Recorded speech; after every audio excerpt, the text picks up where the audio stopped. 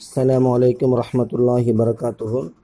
الحمد للہ نحمده ونستعینه ونستغفره ونؤمن به ونتوکل علیہ ونعوذ باللہ من شرور انفسنا ومن سیئات اعمالنا من يهده الله فلا مضل له ومن يضلل فلا هادي له واشهد ان لا اله الا الله وحده لا شريك له واشهد ان محمدا عبده ورسوله اما بعد فان خير الحديث كتاب الله وخير الهدي هدي محمد صلى الله عليه وسلم وشر الأمور محدثاتها وكل محدثة بدعة وكل بدعة ضلالة وكل ضلالة في النار۔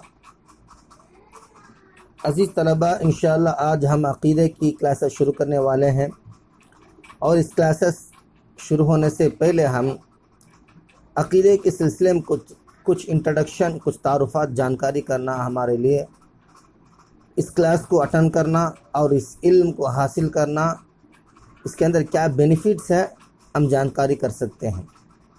تو اس سے پہلے ہم یہ عقیدہ جو عربی زبان میں اور روٹ ورڈ عین قاف دال سے نکلا ہے، اور اس کا معنی یہ ہے کسی چیز کو باندھنا۔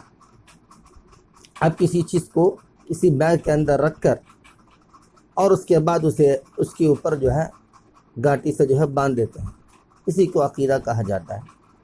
اور شریعت میں اسلامی امور احکام کو کسی شک اور شبہ کے ساتھ، ڈاؤٹ کے بغیر اسے مضبوطی کے ساتھ، یقین کے ساتھ اسے ایکسیپٹ کرنے کو عقیدہ کہا جاتا ہے۔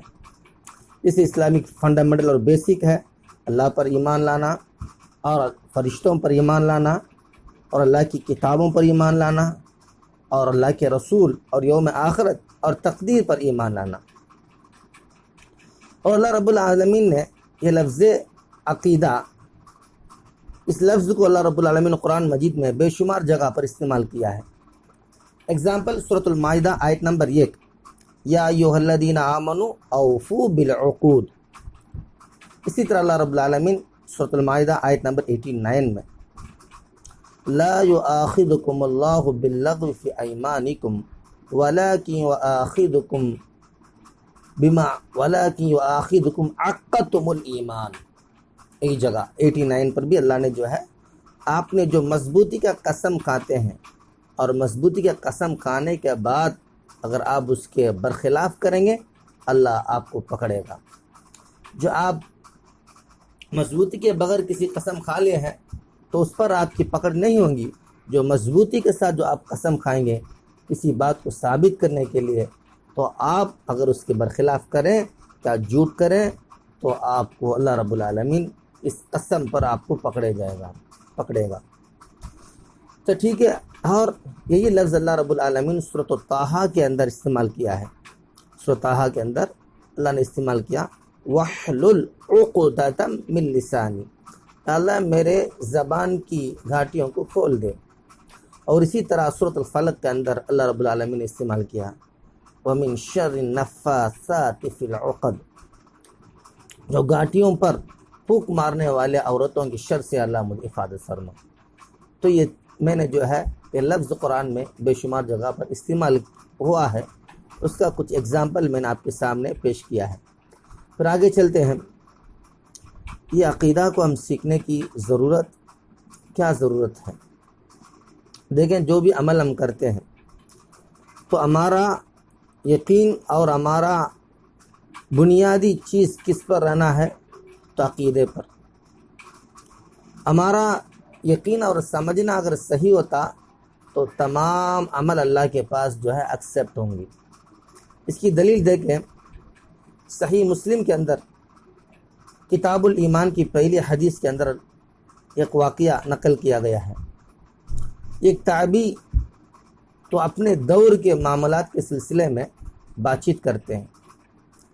ایک آدمی بصرہ میں رہتا ہے، وہ کہتا ہے تقدیر کچھ چیز نہیں ہے، تقدیر کو انکار کرتا تھا۔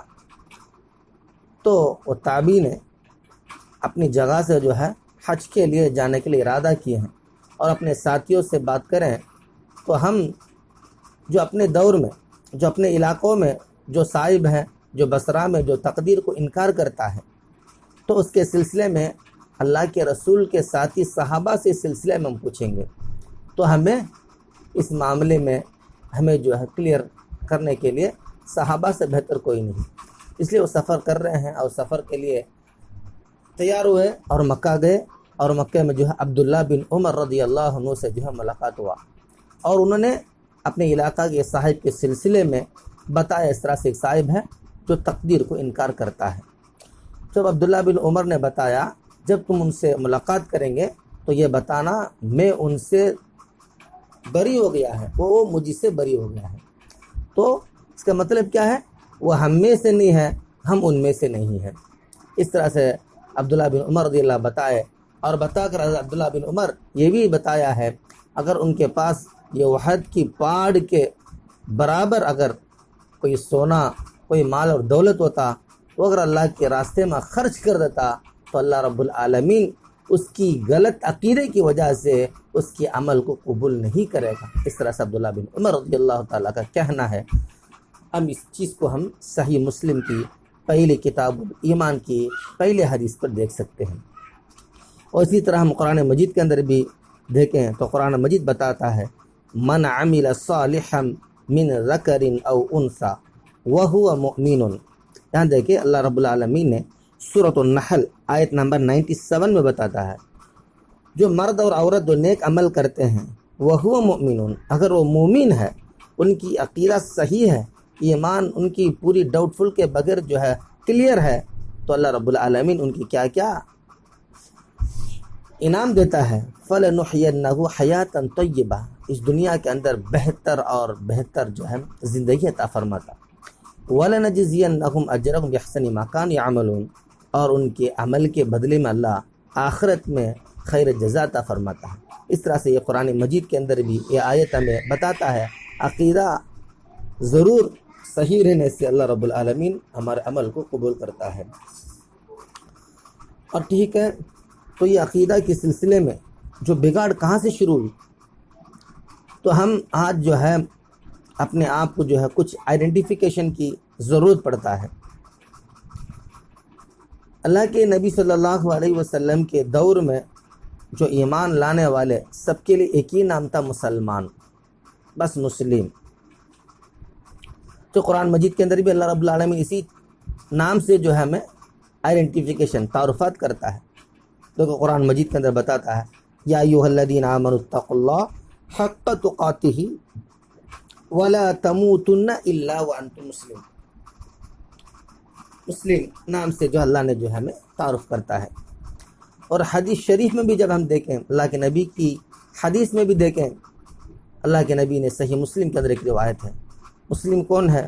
تو تم ذبح کرتے ہیں، کسی جانور کو ذبح کرتے ہیں، اور آپ کی ذبح کرنے والے اس گوشت کو کھانے والا، اور تم جس قبلے کی طرف رخ کر کر نماز پڑھتے ہیں اور اس کے طرف رخ کر کر نماز پڑھنے والے ہیں، وہ مومن، وہ مسلم، وہ مسلم ہے۔ اس طرح سے اللہ کے نبی نے جو ہے وہ مسلم کا لفظ استعمال کیا ہے۔ یہ دور حضرت ابوبکر اللہ کے نبی کے دور میں بھی ایمان والے کے نام اور ان کی آئیڈینٹیفیکیشن مسلم تھا، ابوبکر رضی اللہ تعالیٰ کے دور میں بھی مسلم تھا، عمر بن خطاب رضی اللہ کے دور میں بھی مسلم تھا، اور عثمان بن عفان رضی اللہ تعالیٰ کے دور میں بھی نام مسلم تھا۔ جب حضرت علی رضی اللہ تعالیٰ کے دور میں بہت سارے فتنہ وجود میں آئے اسلام کے خلاف اور اسلامی عقیدہ کے خلاف، یعنی اسلامی بنیادی بیسمنٹ کے خلاف جو ہے صحابہ حضرات کے اوپر بہت غلط افواہ پھیلنے لگا، تو اس دور میں یعنی ایک فتنہ نکلا ہے جس کا نام خارجی، انہوں نے صحابہ کو کافر کہا اور بہت سارے بدعقیدے کو جو ہے امت کے سامنے پھیلایا ہے۔ اس لیے اس دور میں اس غلط عقیدے سے مسلمان کی اور دوسرے ایک نام سے پہچاننے کے لیے سنہ نام جو ہے آئیڈینٹیفیکیشن کرا گیا ہے۔ تو اس لیے جو ہے اس کے بعد آنے والے علماء حضرات، مثال کے طور سے امام احمد بن حنبل، ہم جانتے ہیں 4 امام ہیں، امام ابو حنیفہ، امام شافعی، امام مالک، امام احمد بن حنبل۔ یہ 4 امام جانتے ہیں، مشہور امام ہیں. تو انہوں نے امام احمد بن حنبل رحمہ اللہ نے ایک کتاب لکھا ہے، ان کے بیٹے عبداللہ نے ایک کتاب لکھا السنہ. اسی طرح امام بربہاری نے بھی ایک کتاب لکھا السنہ، سنت کے نام سے. ہم جانتے ہیں سنت کا ٹائٹل دیکھ کر اگر کوئی امام کسی کتاب لکھتے ہیں تو ہمارے دماغ میں یہ بات آتا ہے، یعنی نماز کی سنت، روزے کی سنت اور دیگر مسائل کی سنت اس میں جمع کیا گیا. لیکن امام نے یہاں عقیدے کی بنیاد پر یہ ٹاپک، یہ ٹائٹل سلیکٹ کر کر اس میں عقیدے کی باتوں پر جو ہے یہ کتاب لکھا ہے. اس لیے وہاں اس وقت میں جو ان خارجی کی فتنہ کے اکثر ان کے خلاف جو ہے یہ بتانا تھا تاکہ سنت اس دین پر، صحابہ کا سمجھ اس دین پر بہت اہم اور ضروری ہے. اس لیے امام احمد بن حنبل نے السنہ نام پر جو ہے عقیدے کی کتاب کو منتخب کیا. اور اسی طرح ہم دیکھیں اس کے بعد کے دور میں امام ابو حنیفہ رحمہ اللہ، انہوں نے ایک کتاب لکھا فقہ الاکبر. فقہ جانتے ہیں ہم، فقہ کسے کہتے ہیں کہ اسلامک رولز، حج کے اندر کیا کیا ارکان ہے، نماز کے اندر کیا کیا ارکان ہے، روزے کے اندر کیا کیا ارکان ہے. ارکان کے معنی ہم جانتے ہیں. اب نماز کے اندر جو ہے ہم پہلے قبلہ کی طرف منہ کرنا، اپنے بدن پاک رہنا، اپنے کپڑے پاک رہنا، اپنے سطر کا چھپانا، یہ جو ہے اسلام کے اندر یعنی ایک بیسک چیز ہے. اس کا کیا کیا رولز ہے، کپڑا کہاں تک چھپا رہنا، وضو کا پانی کہاں تک دھلا ہوا رہنا، سر کا مسح کیا ہے، اس طرح سے جو ہے جو رولز کو فقہ کہا جاتا ہے. لیکن امام ابو حنیفہ رحمۃ اللہ علیہ نے عقیدے کے سلسلے میں ایک کتاب لکھا اور اس کا نام فقہ الاکبر لکھا. تو پتہ چلتا ہے تو عقیدہ کتنا اہم ہے. تو جو فقہ جو ہے اصغر، فقہ اصغر یہ مسائل کو کہا جاتا ہے، اور فقہ الاکبر جو ہے عقیدے کی بنیادی چیزوں پر کہا جاتا ہے. اس لیے امام ابو حنیفہ نے اس کتاب کا نام فقہ الاکبر رکھا ہے. تو ہم آج اس کتاب کو جاننے سے جو ہے ہمارے عمل اور ہمارا ایمان مضبوط ہو سکتے ہیں. اور اللہ رب العزت سے دعا ہے جو آج ہم نے اس انٹروڈکشن کو سیکھا ہے، اللہ رب العزت ہمیں سمجھنے کی توفیق عطا فرمائے اور عمل کرنے کی توفیق عطا فرمائے. وآخر الحمدللہ رب العالمین.